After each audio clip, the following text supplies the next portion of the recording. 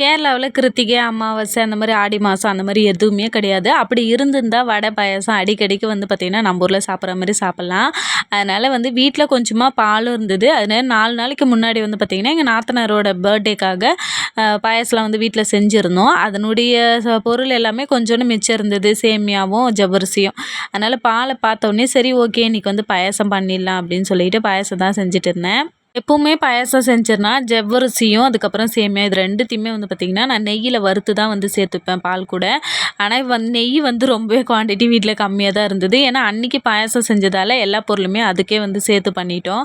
முந்திரி, திராட்சை எதுவுமே வந்து நான் சேர்த்துக்கல. அன்னைக்கே வந்து பார்த்திங்கன்னா, எல்லாமே காலியாச்சு. கொஞ்சமா வந்து நெய் இருந்தது. அதனால இறக்குற ஸ்டேஜ்ல வந்து சேர்த்துக்கிட்டேன். அப்பதான் கொஞ்சமாவது வாசனையா இருக்கும் அப்படின்றதுக்காக.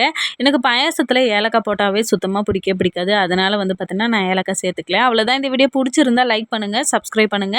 வீடியோ பார்த்ததற்கு நன்றி.